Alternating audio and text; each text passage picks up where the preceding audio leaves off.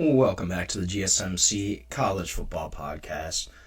Just previewed a little bit about some of the West Coast Big Ten teams, talked a little Washington, talked a little Oregon.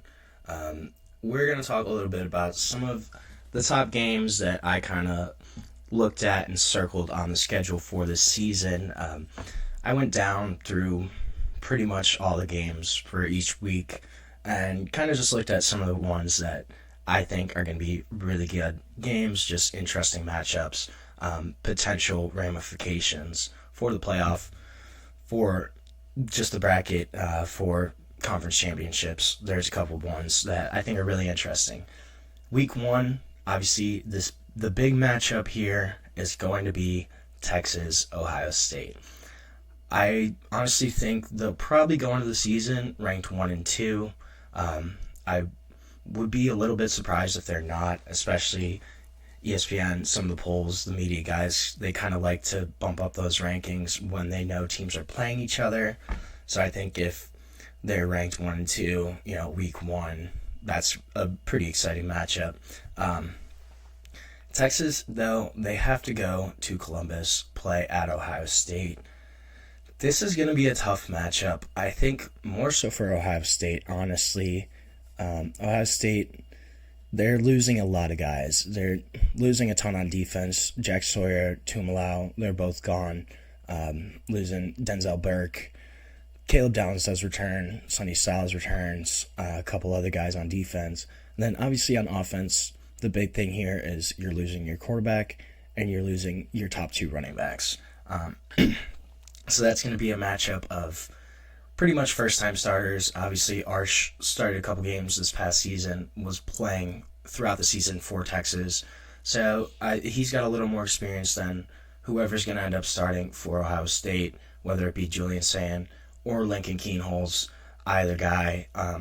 Arsh does have a little bit more experience than both of those guys.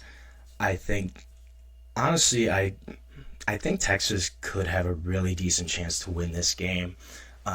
Ohio State, especially in the past few years, they've kind of had a couple games at home, especially where they've slipped up early in the season, especially. They were able to beat Notre Dame, but, if you go back to 3 or 4 years ago, they had Oregon at home week 2 or 3 of the season, lost that matchup.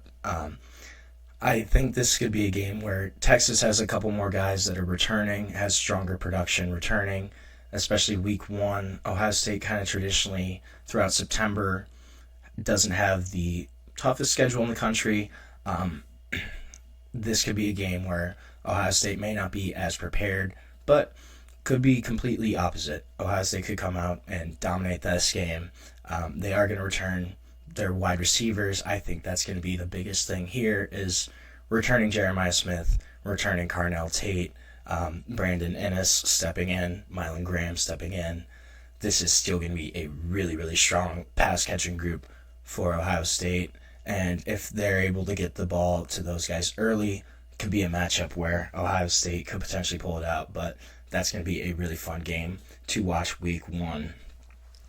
Then there were 2 weeks where I really kind of keyed in on and circled because there are about 5 or 6 games in each weekend where I was like, whoa, this is going to be a fun weekend.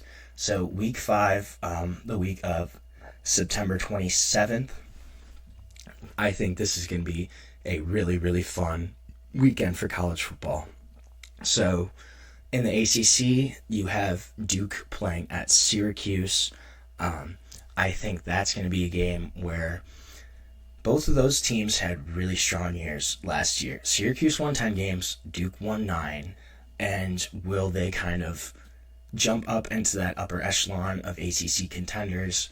I think Duke may be a little more likely to do that, just with the addition of Darian Mensah at quarterback.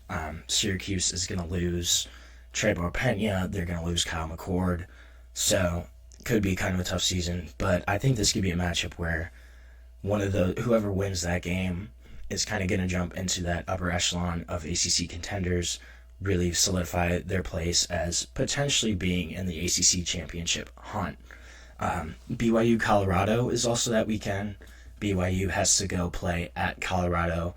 Obviously, Colorado's kind of been rebuilding, but BYU played them twice last year, had a really close game in the regular season, beat them then kind of beat them down in the Alamo Bowl, actually.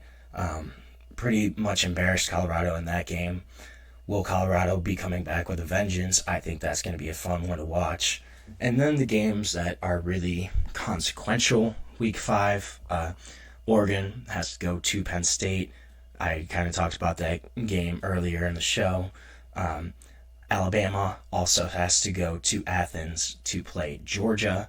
And I think if Bama kind of starts out really strong, that could potentially be a top 5, definitely probably a top 10 matchup, and be a game with serious ramifications in the SEC. LSU also has to go play at Ole Miss. Those games have been really, really competitive, really fun to watch the past 2 seasons. Last year, Ole Miss probably should have pulled it out at Baton Rouge. We're pretty much leading that entire game up until right at the end. But LSU is going to come to Oxford, play Ole Miss next season on that weekend. That's going to be a good one as well. And then to close out Week 5, there's going to be Notre Dame at Arkansas, which Notre Dame you don't really see play that many SEC teams, especially having to play them on the road. I think that's going to be a really interesting matchup.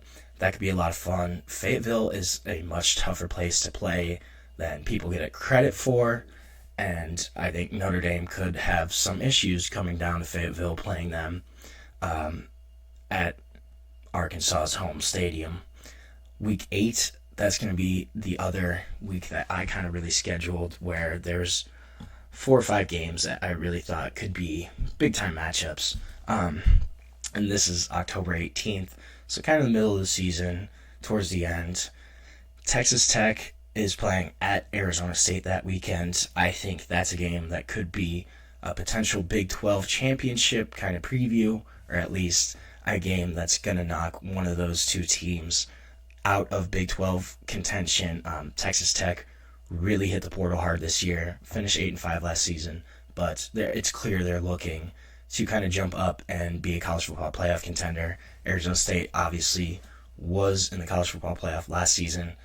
So that matchup, I think is going to be fun, going to be interesting. How Texas Tech will play is going to be fun to watch. That's going to be a good storyline for this upcoming season. Then, also in the Big 12, we got the Holy War. I love it. Utah at BYU. An underrated rivalry, honestly. But BYU beat Utah last season. Utah really had a tough year. Just dealt with a bunch of injuries, kind of had some bad luck. This is going to be a game I think they're going to come back looking for vengeance. It's always really competitive. It's always scrappy. And it could have Big 12 implications as well. I think Utah's really going to bounce back this season. BYU obviously had a strong year last year, and I think they're going to keep their momentum going. And then there's also a couple SEC games that weekend. Tennessee plays at Alabama.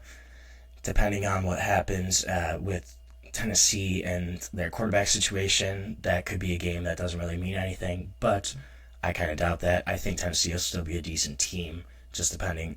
Doesn't really matter who's under center for them. Ole Miss also plays Georgia. I'm not a huge believer in Ole Miss this season, but you never know if things kind of break their way. And then SMU plays at Clemson. I think that's going to be a really big game to key in on. Another ACC matchup where could be a potential ACC championship preview. Obviously, those 2 teams were both pretty solid last season, and I think that's going to be an interesting game. They're playing at Clemson, so could be tough for SMU. We'll see. Then rivalry week. Obviously, there's always a ton of good rivalry games. I think the one to kind of key in on this year is going to be Clemson, South Carolina. Clemson, I think, is going to be right on the cusp of a playoff bid, and South Carolina could be too. They kind of were at the end of the last season. That was a really interesting game last year. Lenore Sellers had like 160 rushing yards, 2 rushing touchdowns. It was kind of a crazy game last season. I think that's going to be another game where it could be a lot of fun this year, could have playoff implications. Those are just a few games. Obviously, that's going to change throughout the season, just as teams kind of fall or rise in the rankings, depending on how they're doing. We'll see. There could be some games that are nowhere on my radar right now that could end up being super marquee matchups. That's part of the fun of college football. You never really know. But so we're going to take another short break. When we come back, we're going to close out talking about Lee Corso, his retirement from ESPN, what he's done for college football game day. We're going to talk a little bit about him, but we're going to take our last break of the show, and we'll be back shortly on the GSMC College Football Podcast.